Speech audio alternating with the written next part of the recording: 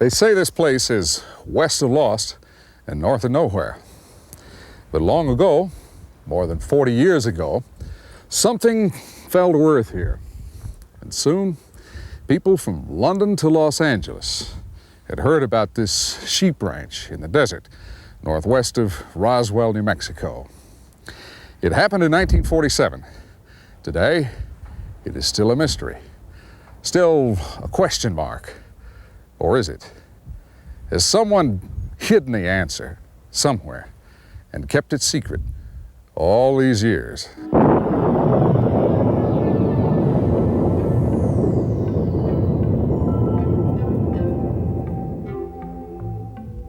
That summer in 1947, the world was recovering from history's most terrible war.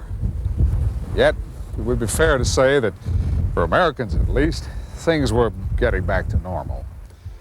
Normal. Now, there's an interesting word.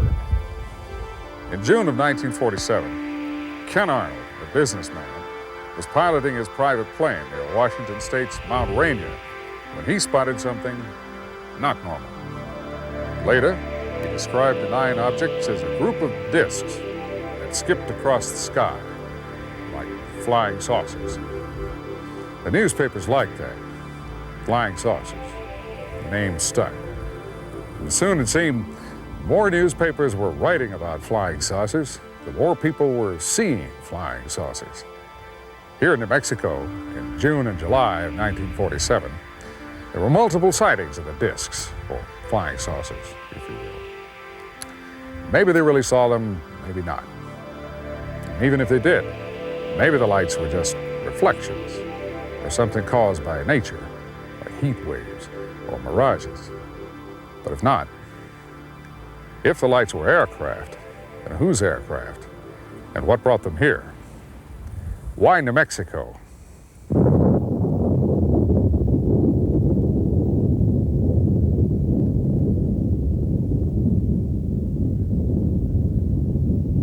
It was an event that damaged the whole world.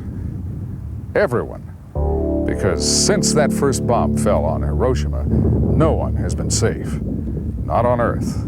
So it was predictable that when those flying discs appeared, the U.S. military suspected the Russians. But others had a different theory.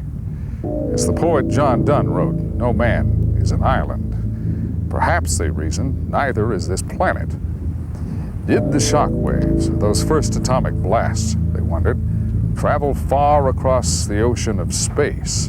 And out there was something listening. The first atomic bomb was tested, set off, in the New Mexico desert near Alamogordo, about 100 miles southwest of here. That was July 16th of 1945, about 2 years before the first reported sightings of the flying discs. After the war, weapons and rocket research continued at Alamogordo and in a region nearby called White Sands. This looks like the Sahara, but it's not. It looks like sand, but it's not. What you see are dunes of white gypsum. And not far from this natural illusion is another deceptive place, the top-secret White Sands Missile Range. After World War II, the United States brought more than 100 German scientists to Fort Bliss near El Paso, Texas, about 2 hours' drive from here, and put them to work designing rockets. Their leader was the late Dr. Wernher von Braun. On April 16, 1946, the first American adaptation of a German V-2 rocket was launched from White Sands Proving Ground. Other V-2 rockets were successfully launched that year on June 13th, October 10th, and the 17th of December. The December flight reached an altitude of 116 miles. Meanwhile, in Roswell, New Mexico, the world's only nuclear strike force maintained a state of constant readiness. With 15 atom bombs in its arsenal, it was the United States Army Air Corps' 509th Bomb Group. If you look at the map, you see this: 3 locations in the rough shape of a triangle. At the bottom left corner, the missile range. At the bottom right, Roswell Army Airfield, headquarters of the 509th and its nuclear arsenal. And at the top of the triangle, the site of the mysterious crash, July 2nd, 1947. So what came down out here? An enemy reconnaissance flight? The U-2-like crash of a Russian plane? Well, that theory would soon evaporate. The Army, Air Force, and yes, the Pentagon moved fast to come up with another story.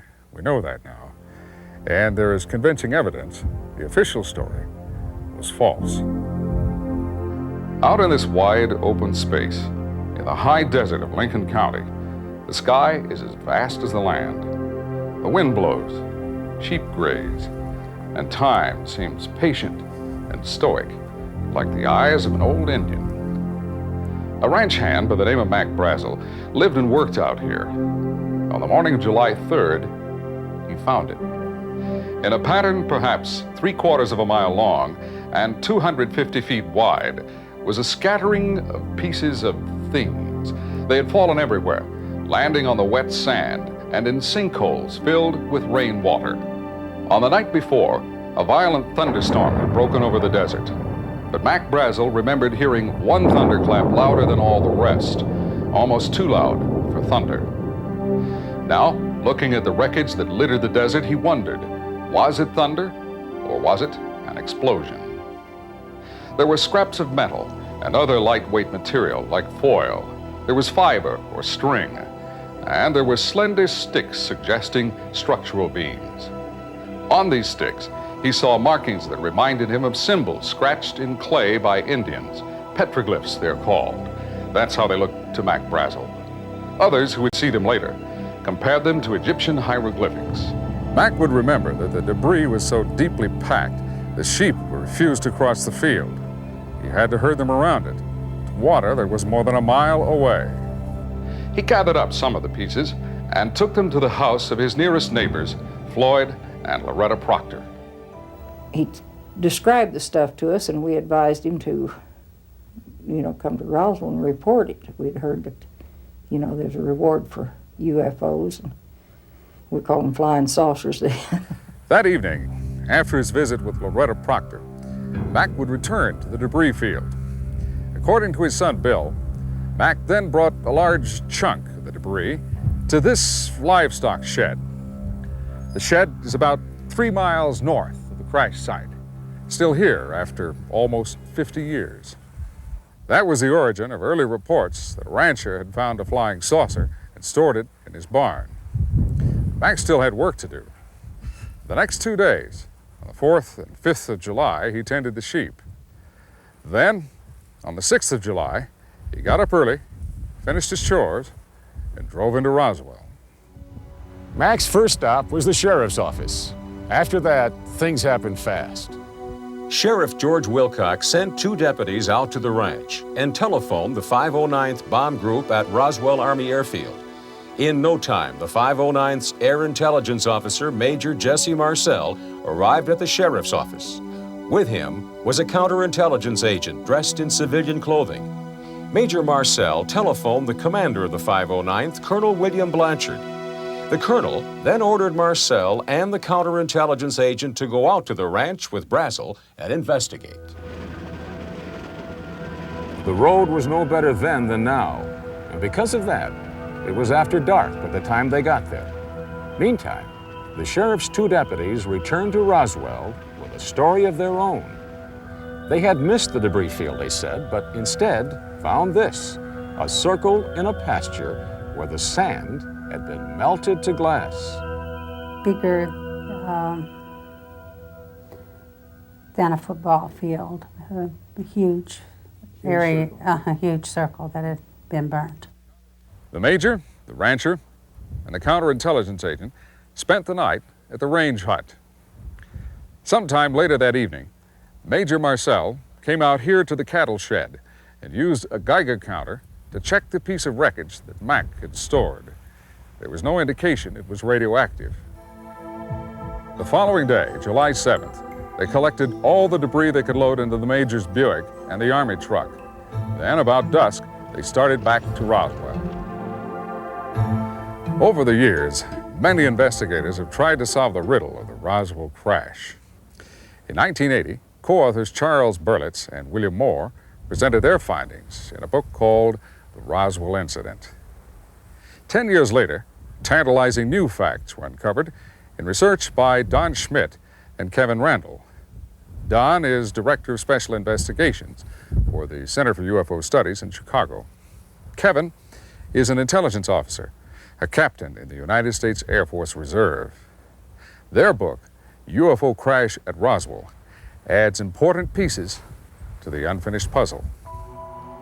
Don and Kevin were the first team of authors ever to conduct a scientific investigation of the crash sites. They agreed to join us here in Corona, New Mexico. As for another first, we brought television cameras to the crash sites. They guided us traveling cross-country over rough terrain without roads.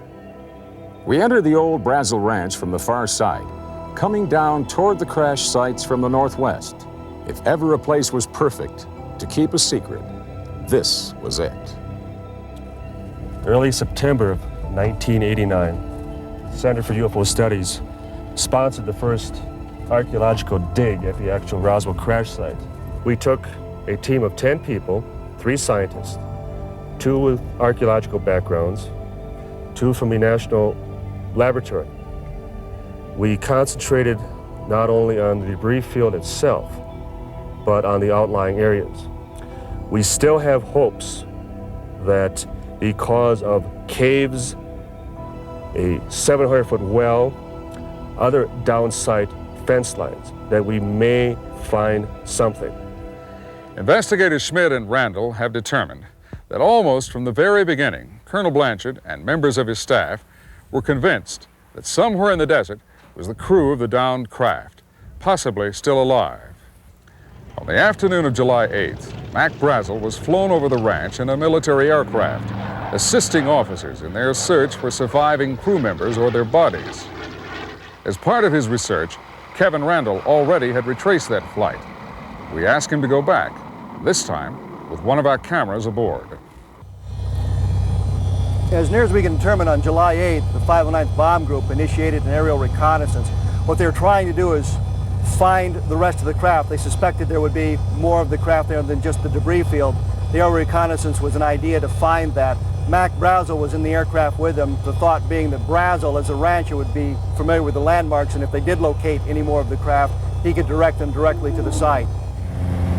The craft came up off the debris field after leaving the gouge, gained a little bit of altitude. Kevin is convinced the craft stayed in the air a few more seconds after the explosion.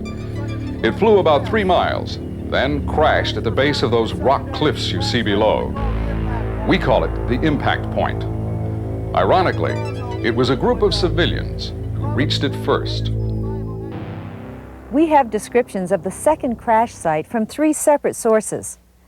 A civil engineer, an archaeologist, and a soldier. All claim to be eyewitnesses. We think the search plane with Mac Brazel aboard spotted it too. According to all accounts, and they are strikingly similar, this was the scene. An aircraft shaped like a disc had crash landed. Lying on the ground beside it were several bodies, humanoid but small, perhaps only 4 or 5 feet tall. They were very thin and their heads looked too large for their bodies, at least by human standards. To reconstruct what happened the night of July 2nd, 1947, investigators Randle and Schmitt have developed a theory that explains all 3 locations: the debris field, the circle of melted sand, and this location where the saucer and its crew are said to have been found. Flying through the storm, the ship malfunctions. It descends and either lands or skips along the ground. Intense heat from the craft melts the sand to glass. Back in the air again, it flies only a few more miles, still in trouble. Then, crippled, the ship travels perhaps 2 miles beyond the debris field. A voyage light years across space ends in the New Mexico desert. For the crew, injured and stranded, death is inevitable. On July 8th, the day the second crash site was found, things started rapidly to unravel. The first soldiers to reach the disk discovered civilians had gotten there ahead of them. And back at the base, the phones started ringing and wouldn't stop. The world was electrified by an official press release. It announced the 509th had recovered a flying disc. Walter Hart still lives in Roswell. He settled there after resigning his commission in the Air Force. First Lieutenant Hott was Public Information Officer of the 509th. This is the substance of the press release that he wrote. Soon, the lieutenant would be blamed for jumping the gun and portrayed as an eager beaver. I think that not only was I set up, but I think Colonel Blanchard was also. About the only reason that I can think of is they wanted to cover up the story and keep all this information confidential. Tuesday morning, the 8th of July, Major Marcel, the intelligence officer, reported to the commander of the 509th Bomb Group, Colonel William Blanchard. Colonel Blanchard ordered the provost marshal to surround the debris field and to post guards sealing off all roads leading into the crash site. Then Colonel Blanchard reported to 8th Air Force headquarters in Fort Worth. And soon, the Pentagon set a flight with a special team of agents from Washington to Roswell. Later that morning, about 11 o'clock, Lieutenant Hott finished the press release. He would drop off copies at both Roswell's daily newspapers and at both the radio stations in town. Every news bureau subscribes to wire services, like the Associated Press, Reuters, or United Press International. Nowadays, at the Roswell Daily Record, bulletins come in over computers instead of teletype machines. But even in 1947, the word could be flashed from Roswell around the world in minutes. And that's exactly what happened. By noon, July 8th, every telephone line into Roswell, New Mexico was jammed. At the 509th, Colonel Blanchard himself couldn't place an outside call. It was impossible. By 4 o'clock that afternoon, Mac Brazel was back in Roswell after helping out in the air search that found the second crash site. The next thing that happened was a classic military snafu. The Army lost Mac Brazel. But Walt Whitmore, an owner of station KGFL in Roswell, found him. We get more on that from Judd Roberts. But he found him, and he suggested that they go out to Whit's house, which was on the extreme side of Roswell at that time. And we felt that it would give us an opportunity to get some information, which we would like to have had. As someone said one time, you sequestered him or you hid him out, but I'd like more politely to say we offered him a place to stay that night so he could get away from a lot of people with questions. With calls still pouring in from as far away as London and Hong Kong, the Roswell Daily Record hit the street with a front-page banner headline. The newspaper based its story on Lieutenant Hott's press release. But, as we know now, more than 40 years later, the media was about to be sealed off from the facts and spoon-fed an alibi. Army officers found Mac Brazel and put him under house arrest. Hours of intense grilling would follow, and he was subjected to a complete physical examination. Then on July 9th, at radio station KGFL, Walt Whitmore got a special telephone call from Washington. He was ordered not to broadcast his recorded interview with Mac Brazel. The suggestion was made to us that if we wanted to keep our license, we would not use the interview on the air because that would give us about 24 hours to find something else to do beside the radio business. Next, Army officers searched all the radio stations and newspapers in Roswell. They seized all copies of the press release and anything else they could find that pertained to the story. Then, on July 9th, Mac Brazel, escorted by officers, turned up at radio station KGFL with a brand new story, not at all like the one he told Walt Whitmore while in hiding.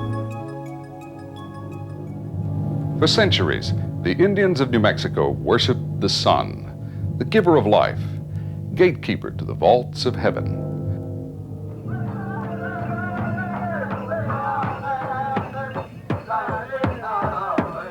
It was to learn more about ancient Indian culture that a group of archaeologists came to the desert on the morning of July 8th, 1947.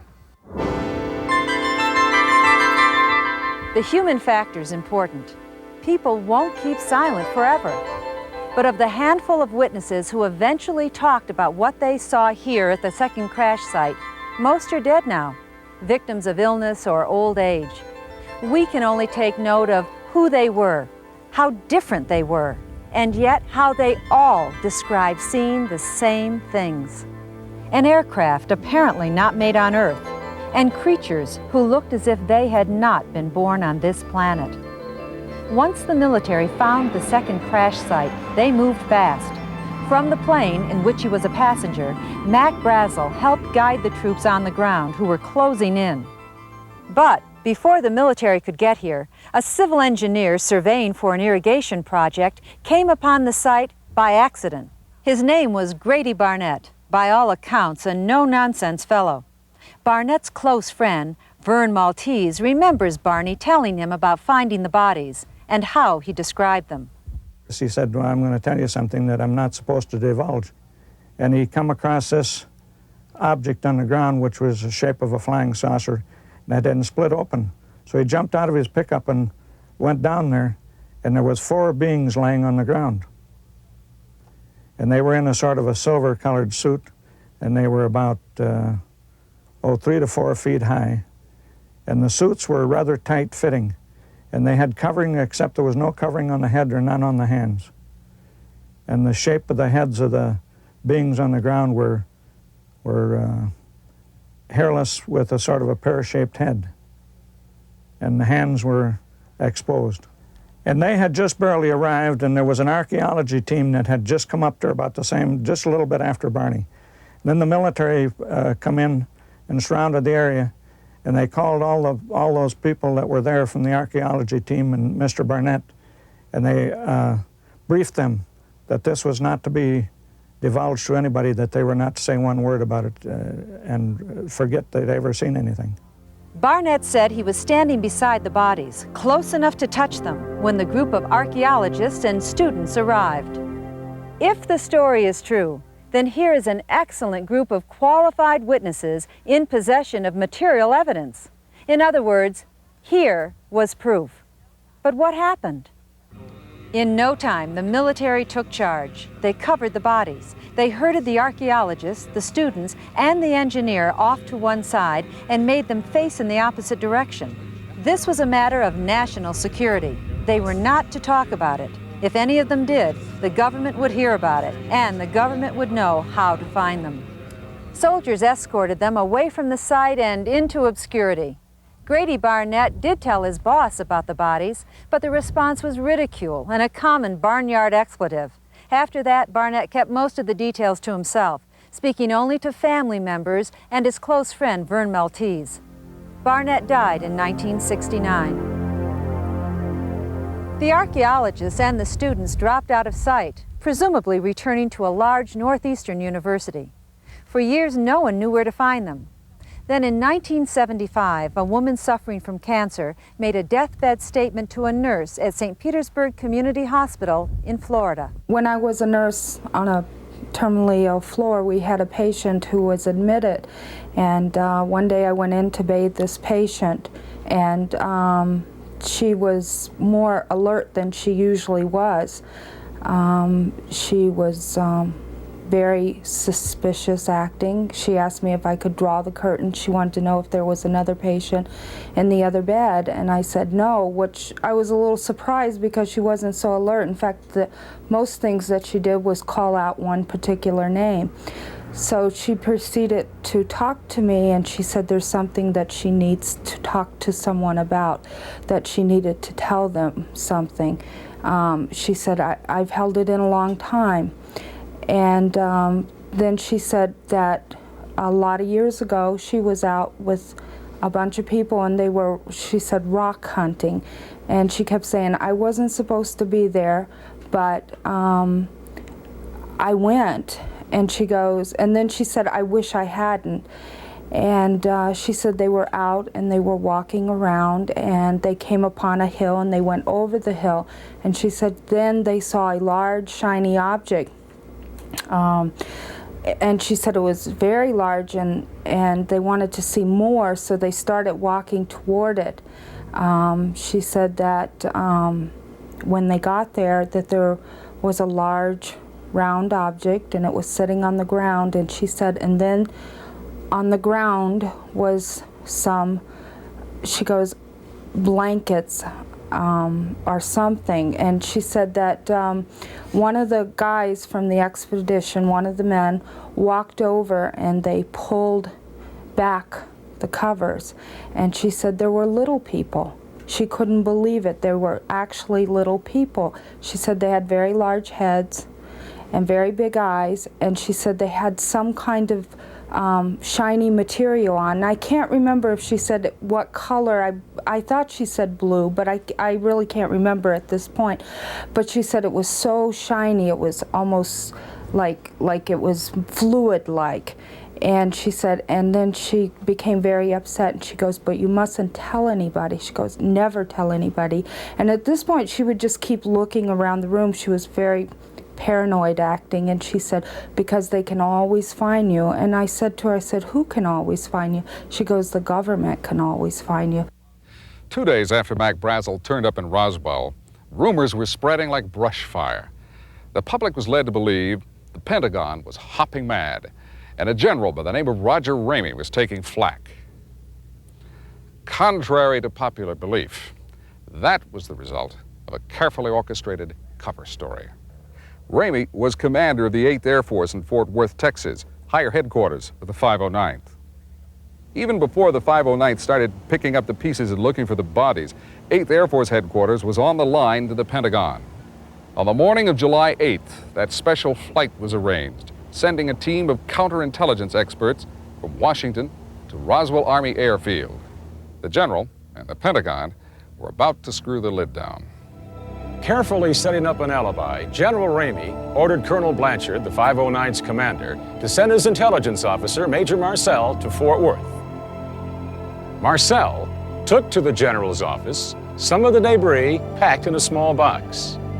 Leaving the box on his desk, the general then led the major into another room, suggesting they look at a map. When they returned, the box had disappeared. In its place was a damaged weather balloon. Next, General Ramey called in the reporters. Just a mistake, he announced. Major Marcel and the 509th Bomb Group had goofed. Besides, the general added, this one was a new kind of balloon. It was case closed by mid-afternoon. But we know now that some of the debris already had been delivered to the general earlier that day. If it were nothing but a weather balloon, why did he say so then and there, defuse the situation, and placate the Pentagon? Dr. Jesse Marcel was 11 years old when his father, Major Marcel, came home with a carload of curious objects one night. Dr. Marcel now lives in Helena, Montana. He remembers that his father woke him up about 2 o'clock in the morning, showing him and his mother the things he found. The thing that set this apart from anything that I had ever seen before or since was the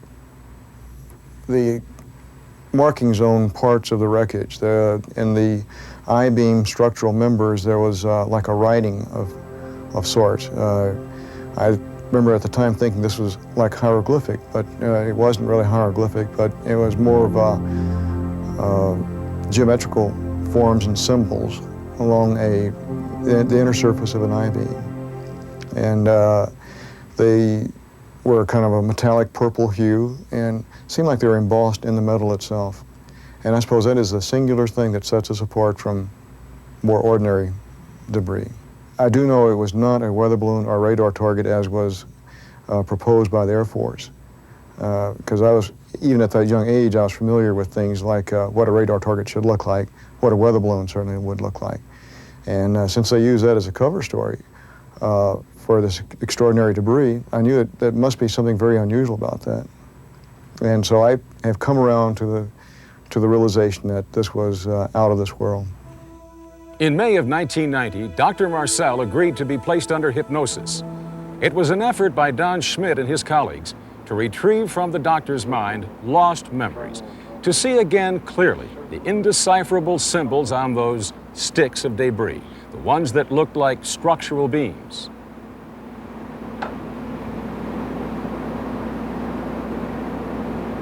Circle in Bozeman Square. A circle there? Circle Bozeman Square. Superimposed on the square. Yes. Is the square inside the circle or outside the circle? It's inside. Inside. What next? Here at at the debris field, while the general was putting out his weather balloon story, teams of men with wheelbarrows were still working. Imagine roadblocks, machine guns, and at least 60 men with trucks to recover a balloon like this. Other weather balloons have been found and turned in by civilians. They were small enough to fit in the trunk of a car. Even the new model referred to by the general would have fit. In fact, Mac Brazel said he knew what weather balloons looked like, that he had found them on the ranch before. Despite military pressure, Mac still would insist that the debris in the field the sheep would not cross was different. And of course, weather balloons don't carry passengers, not even small passengers like the ones supposedly found at the second crash site. Now, back to the rumors that were spreading through Roswell. If bodies really were found, is it true that one of them was still alive? As part of their 2-year investigation, authors Dawn Schmitt and Kevin Randle interviewed more than 250 witnesses and sources regarding the Roswell crash. They were careful to avoid hearsay. They weeded out suspect sources, those who might have exaggerated or embellished their stories with borrowed information. In preparing this documentary, we recorded interviews with more than 24 people. All were carefully screened, their backgrounds checked. Many of them had never met, and yet, invariably, their stories matched. Each piece of the puzzle fit, and there was no evidence of collusion. Jack Rodden grew up in Roswell and still lives there. In 1947, his father, a professional photographer, was among those pursuing the story. Jack still remembers 3 cryptic words. The day after, a day or two after the story was released that it was a weather balloon, I quizzed him about it. I want to know what was really going on, what happened. And he said, just 3 words, they killed it. He had the ability, when he wanted to say a lot in a very few words. And the words a lot of times could be taken more than one way. And I asked him, what do you mean, they killed the story? And he wouldn't deviate. He just said, they killed it. And I said, they kill someone? And he just said, they killed it. And I couldn't press it any further, so I didn't, but I didn't forget it either. Frankie Rowe tried not to remember.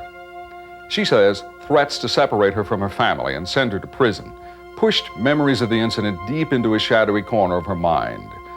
But years later, as parts of the story became public, Mrs. Rowe's memories came rushing back. The memories and the anger.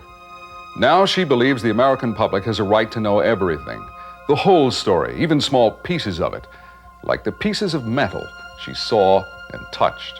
And he pulled his hand out of his pocket and he had a piece of the material wadded up in his hand in a little tiny ball, and when he dropped it on the table, it spread out like it was liquid or quicksilver, and there was not one wrinkle in that. And I do remember that we all did get to touch it. We all got to pick it up. You could bend it, it made no crinkle, no noise. It was very thin and it was very shiny, very silvery color. It was about maybe a foot square. And I have no idea what happened to it.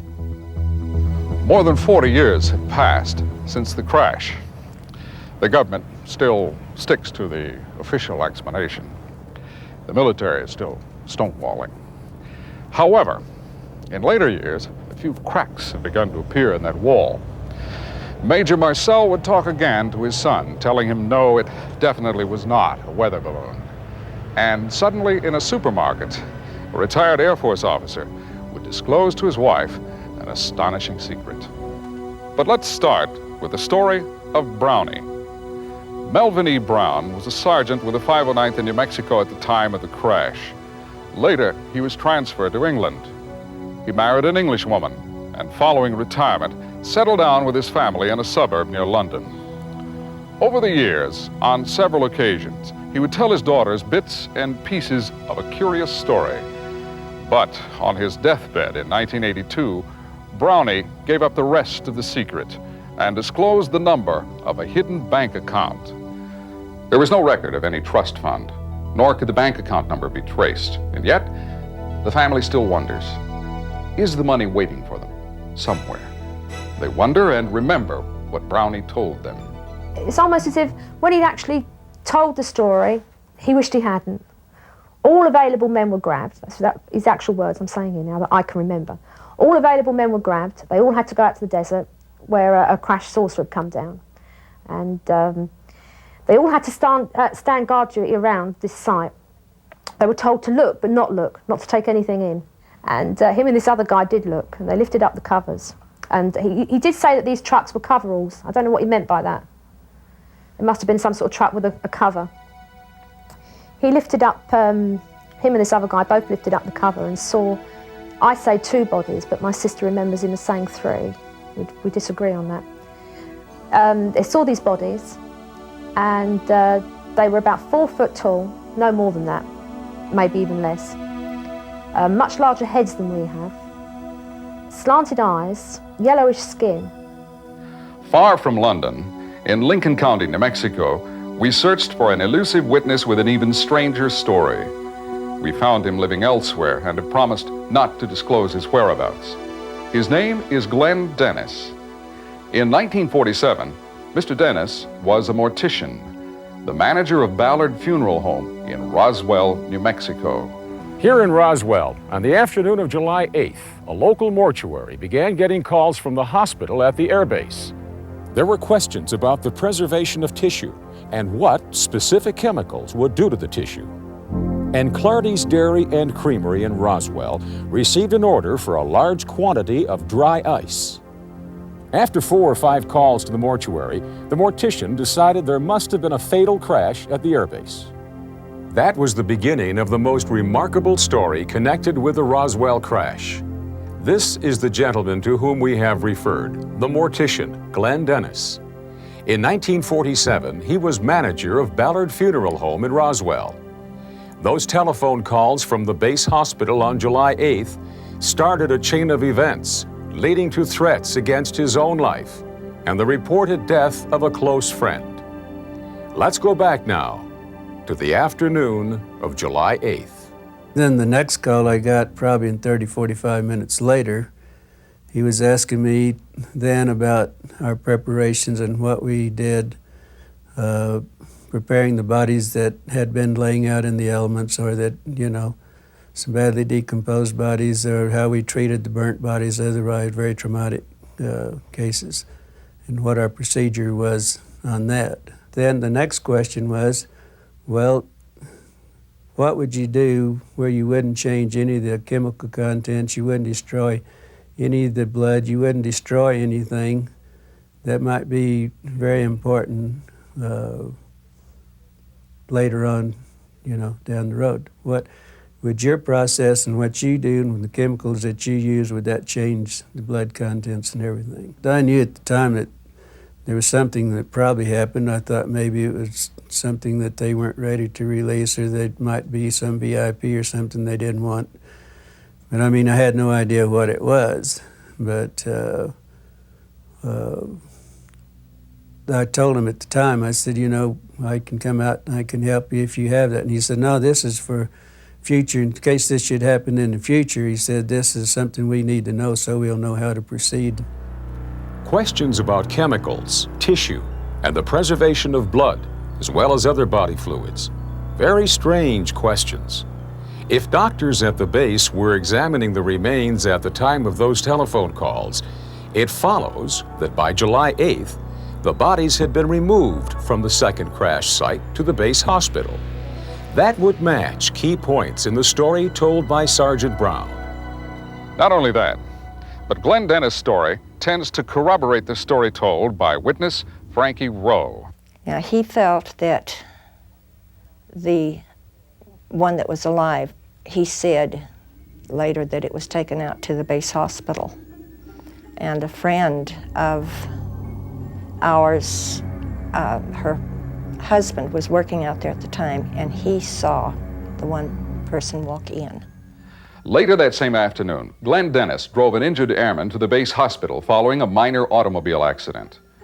Walking into the emergency room, Dennis saw debris in the back of a parked Army ambulance.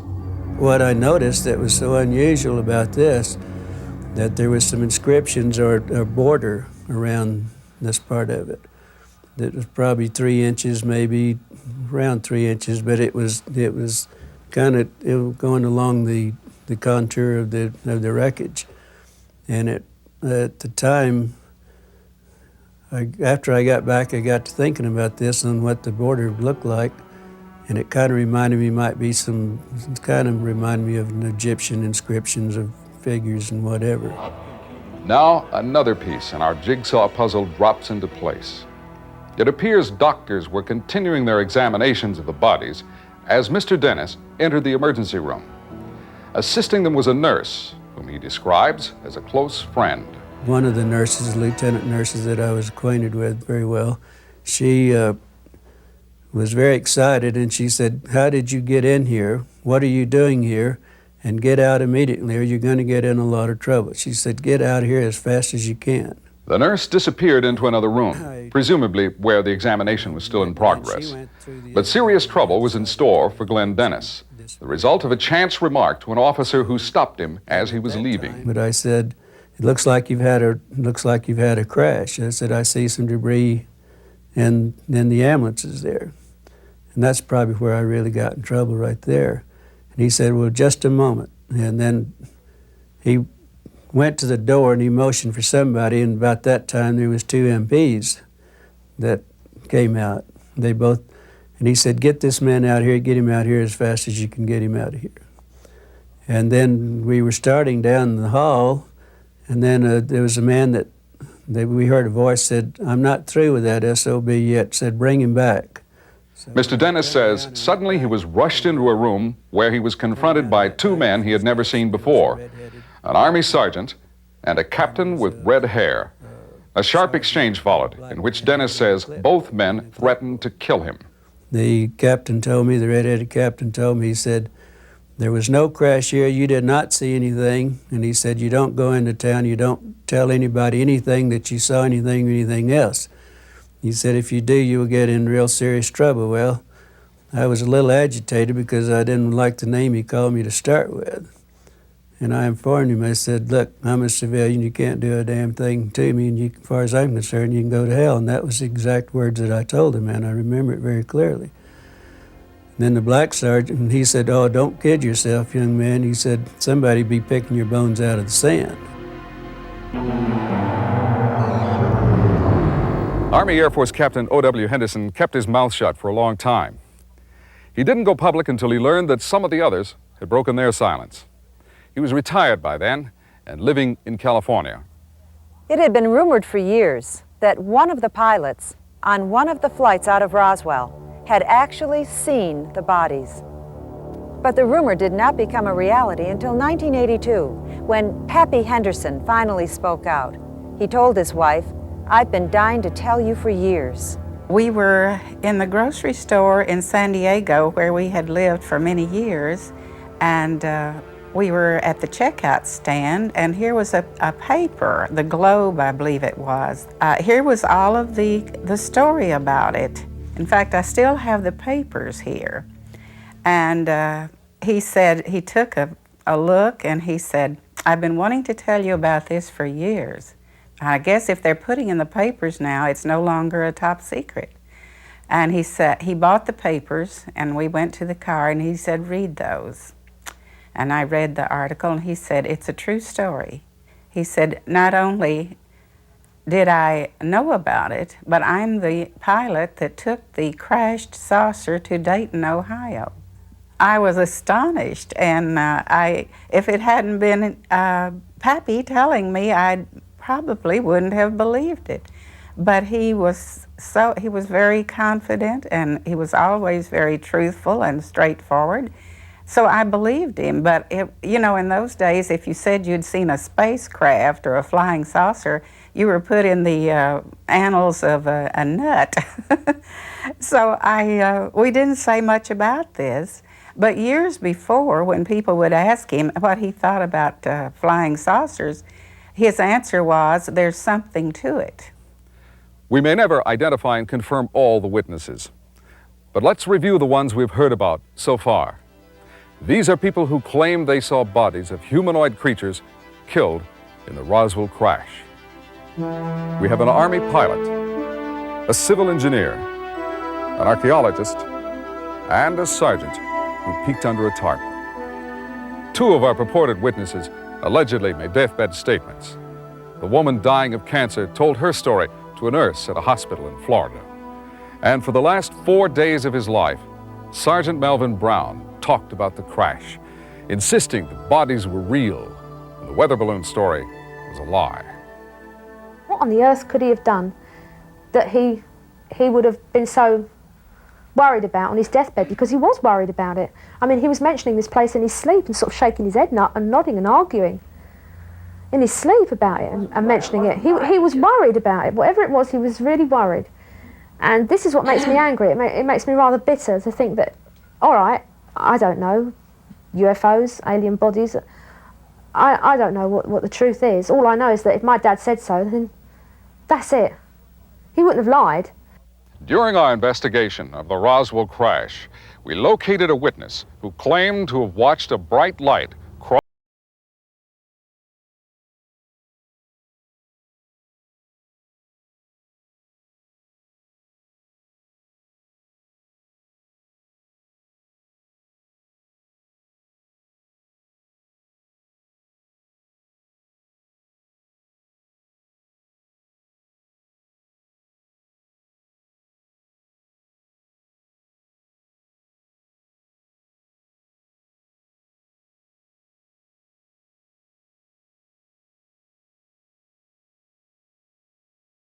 Well, it just showed much larger and much closer, and just a large stream of white light with a reddish tail on it.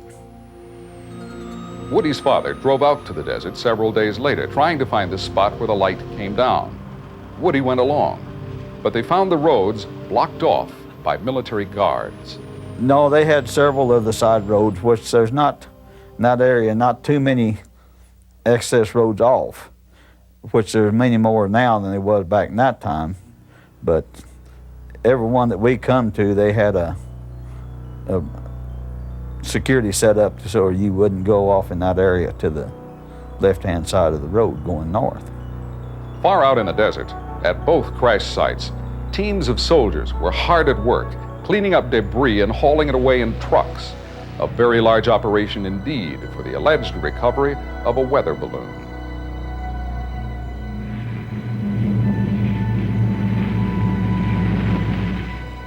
How strange it seems that 9 airplanes and numerous crates and packages marked top secret would be needed to transport what was left of a weather balloon.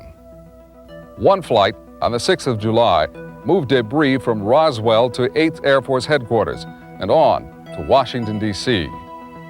July 8th, Roswell to Wright Field near Dayton, Ohio, which is now Wright-Patterson Air Force Base. That same day, a plane arrived in Roswell from Washington. The crew picked up a sealed box containing debris. And another flight was flown from Roswell to Fort Worth, all on the 8th of July. The day after General Ramey's news conference, special flights were still going out. 3 on the 9th of July to Los Alamos. 1 more that day from Roswell to Fort Worth. And on the 10th, a flight departed Wright Field in Ohio for an unknown destination. Apparently, debris was being shipped out from Roswell as rapidly as it could be recovered and brought to the base. But what about the bodies? What happened to them? We can trace the recovery of the bodies from the actual crash site to the base hospital at Roswell. The pathologist, Dr. Johnson, who did the preliminary examination of the bodies, filed a report, a preliminary autopsy report, of which we have no records. In fact, all the records from Roswell went to Washington. No paper trail whatsoever have we been able to uncover from Roswell. Dr. Johnson is now deceased, but in attempting to research his background, Don and Kevin made a startling discovery. All records of the late doctor's military service, indeed most of his career, had vanished. According to the ABMS Medical Compendium of Medical Specialists, Dr. Johnson completed his internship in 1946. Yet in 1947, when we can document his being at Roswell, there is absolutely no mention of that fact. In 1948, he is listed as a pathologist practicing in Galveston. In 1949, until going into private practice, he is listed at numerous hospitals throughout the country. Each hospital that we contacted has absolutely no records of Dr. Johnson being on staff. If an autopsy was performed on one or more of the bodies, no one has ever been able to find the report, not even using the Freedom of Information Act.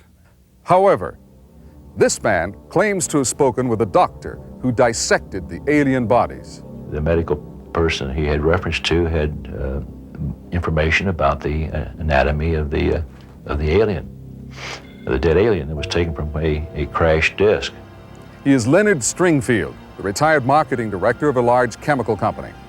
Stringfield has devoted more than 20 years to investigating and writing about UFO phenomena.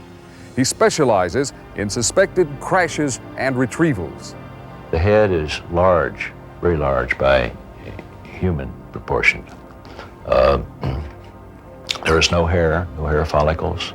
There are no earlobes. There is no nose as we have as human. The mouth is just a slit or an orifice which goes in about approximately an inch, membranous, which leads to no digestive tract or alimentary system. There were no red cells, no lymphocytes. There were no striatum muscles in the body. There was an atria or a heart, the pumping station, so to speak, for the colorless liquid, which is in a sense blood. After the Roswell crash, dozens of soldiers and others connected with the military were pressured never, under any circumstances, ever to speak of the incident again. Accounts surfacing only now, more than 40 years later, indicate the tactics used to enforce secrecy were ruthless. Which brings us back to the witness we mentioned just a few moments ago, the friend of the mortician, the Army nurse. And this was a young second lieutenant, had only been in the service less than 3 months and commissioned less than 3 months.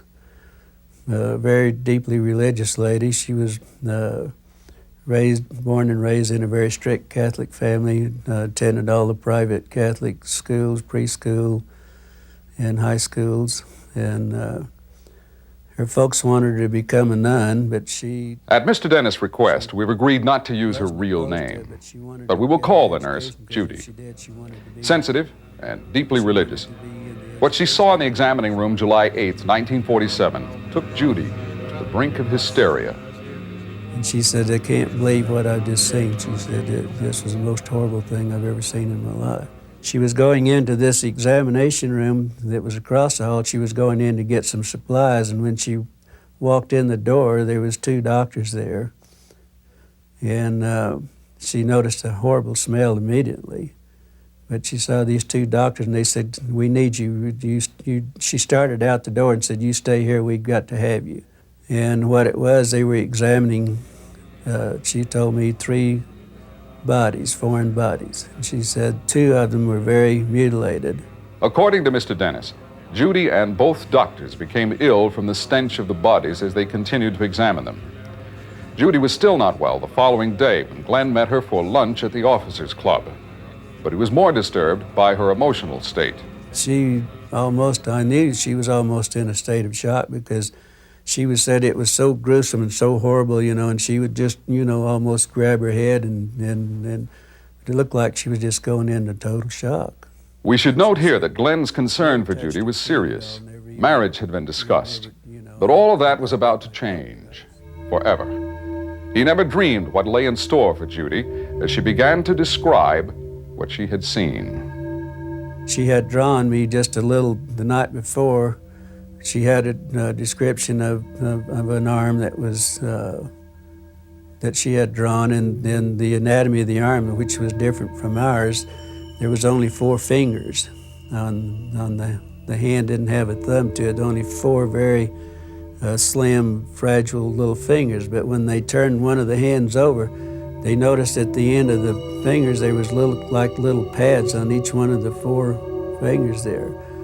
And it looked to them like they were like little suction cups. They were little hollowed out areas that looked kind of like a suction cup. The heads on these individuals were much larger, somewhat larger than the human head would be. The eyes were very sunken. The nose was there wasn't a convex or anything. The nose was very concave with only 2 little orifices. The ears, there was no ear. There only might be 2 little orifices on the side, but very small little lobes that looked like they might function, might close maybe or whatever, but they was very small. Nothing resembled an ear on a human anatomy at all. Not touching their food, they continued to talk. But for Judy and Glenn, time was running out. She never touched her food at all, we never, I think I drank my Coke, but I was so, I thought, my God, this was something else, and I don't know that I ever ate my food either, but that was, then she said, I've got to go back to the barracks. He said, I am deathly ill, and I've got to go back to the barracks, and then that was the last time I ever saw her. Call it stick and carrot. Apparently, counterintelligence agents and ranking officers used both threats and money. The archaeologists were intimidated, told the government would find and punish them if they ever talked, and indeed, none did, with the possible exception of the cancer patient on her deathbed in Florida. Mac Brazel had not yet heard the Korean War term brainwashed, but might have used it to describe the days and nights he spent as a virtual captive, being interrogated, examined, and forced to change his story. But one thing more, Mac's friends, the Proctors, remember he came back from Roswell driving a new pickup truck. Yeah, I think maybe he did come back with a pickup truck when he came back. And we always wondered if he didn't get a reward. And suddenly, the ranch hand described by those who knew him as dirt poor had money for a meat locker in Las Cruces and a new house.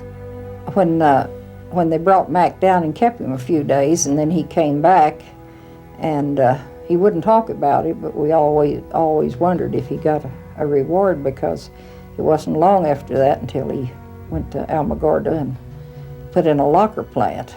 And back then, I don't know what it would cost to put in a locker plant, because it's lots of individual boxes and things. It's, a lot of freezing units. So I don't know what it would have cost, but I think it would have cost more than he got on his wages. Threats and rewards and continuing surveillance. Mac Brazel's son Bill had his own collection of small pieces of debris until he talked about them at a bar in Corona. The next day, military officers appeared on his doorstep and confiscated the pieces, all of them. The sun has set on many secrets of the old Roswell Army airfield. For example, few people know the bomber that dropped atomic destruction on Hiroshima once was hangared at Roswell. Military security is a fact of life. We have been told not only soldiers but civilian firemen worked at the crash sites. Apparently, some got the carrot, some got the stick, including Frankie Rowe's father, who remained silent but angry for the rest of his life. And he was very angry for a long time about that the government could do this, that they could just totally suppress something that actually happened. And he knew that it happened. He had seen them. Confidential military sources told our researchers that more than a dozen military policemen who guarded the crash site were paid $10,000 apiece, a very large carrot in 1947. Which brings us from the New Mexico desert back to London and the family of the late Sergeant Brown. Remember, as he lay dying, Brownie talked about a special bank account.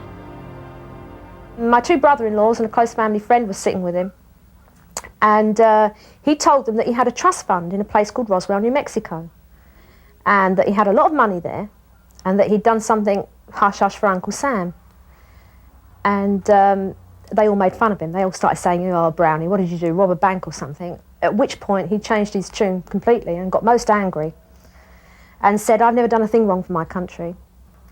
He said, I want you to find this money, and I want you to get it for Mum. But the money was never found. Sergeant Brown's wife, Ada, insists he was not the kind of man to make up stories. And she remembers that in those final days, his mind was clear. My husband really knew that he was going to die because he said all his goodbyes. He said his goodbye to me, and he said his goodbye to his kids. And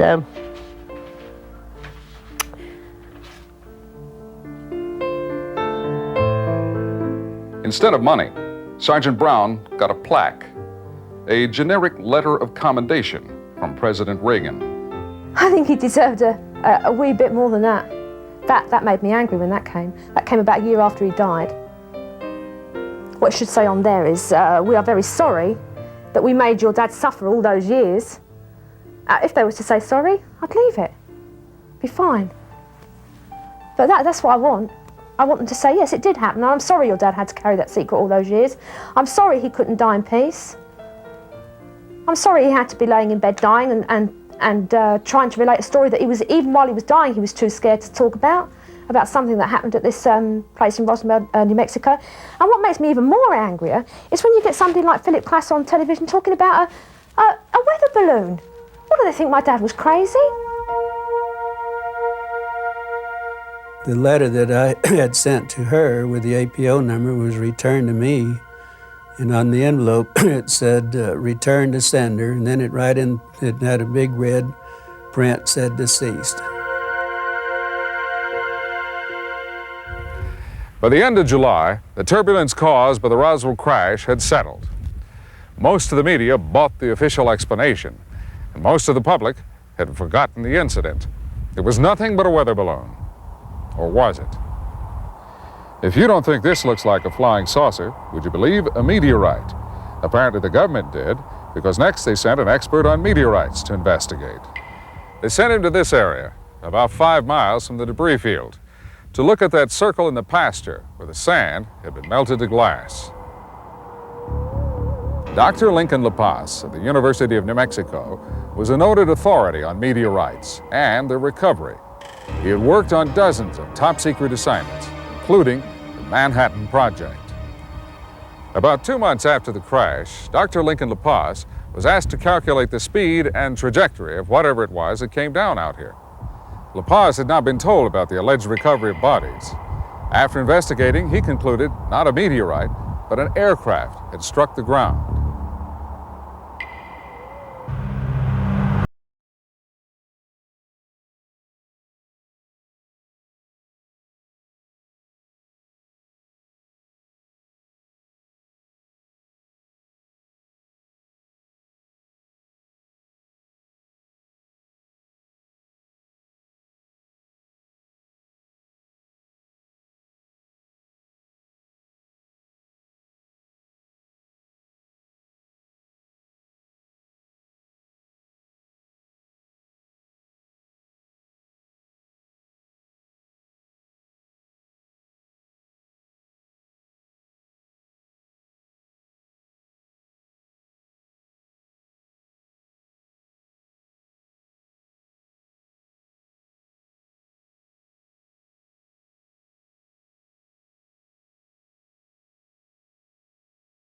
Fort Worth, Marcel went to the intelligence office.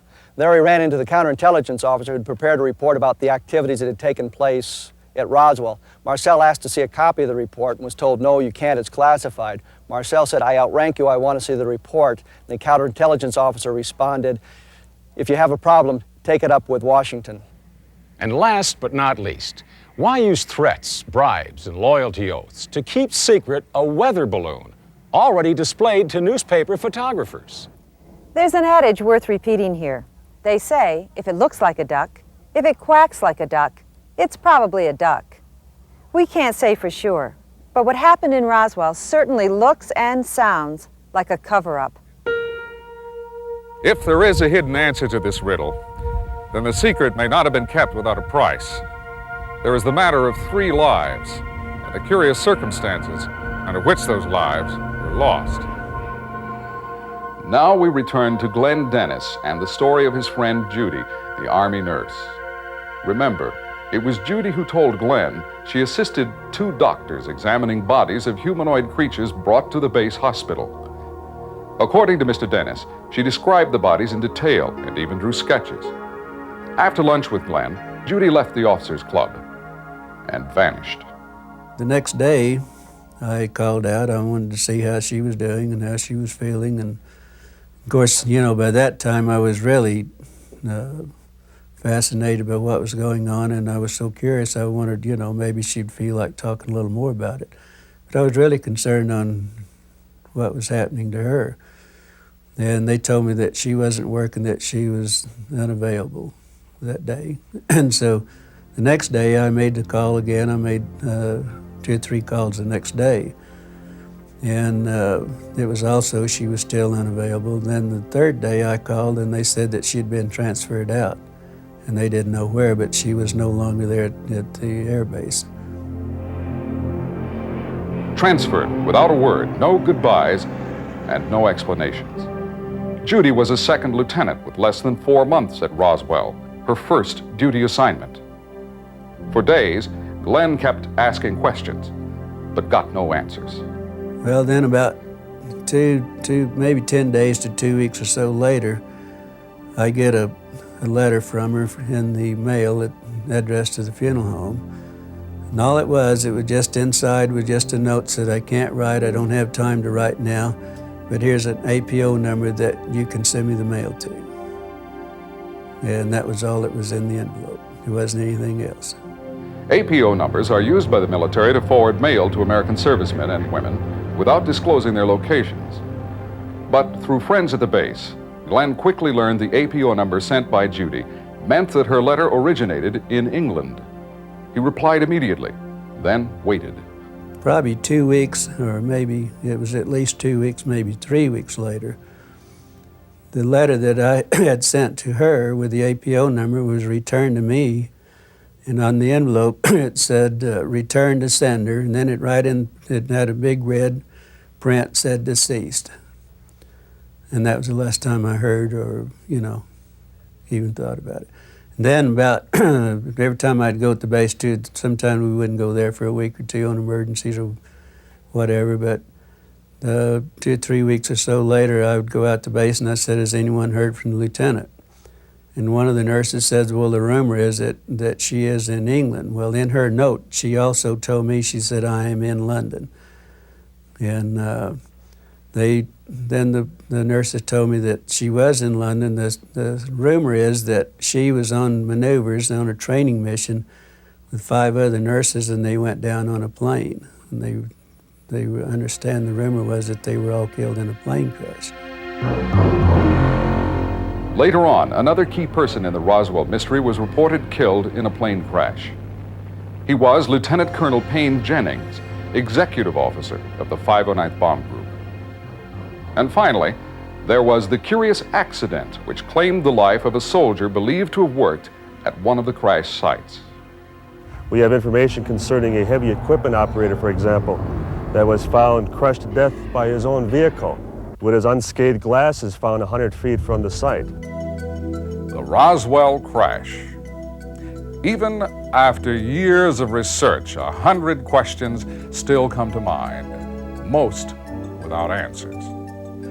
It's not our purpose to prove or disprove this story, only to present those facts and witnesses we could find and let you decide.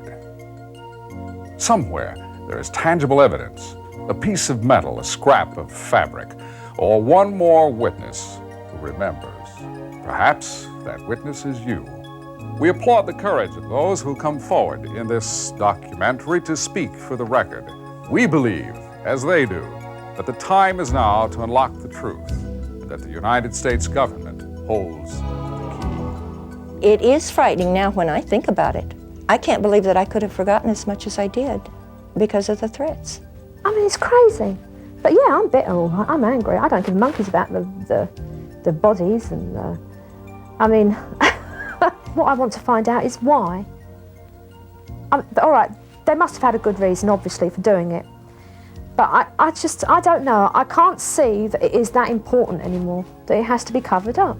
You know, I think it's time they wash their land and at least give the people an explanation of why we shouldn't talk about it in the first place, if it was a national security item or I mean, you know, just the reason why everyone should keep this and why they should keep covering it up, I think they owe the American people an explanation why this happened. I mean, why they're not doing this. And let us know, and then the people know to either keep their mouth shut or go on their way. After almost 50 years, there is still no change in the official story. But whether a spaceship did or did not crash in New Mexico, one thing is perfectly clear. Details of the incident have been wrapped for decades in layer upon layer of secrecy, which raises the most tantalizing question of all. Why? Would proof of intelligent life on another planet destroy this civilization, wreck the edifice of science, and undermine religion? Is that what they fear?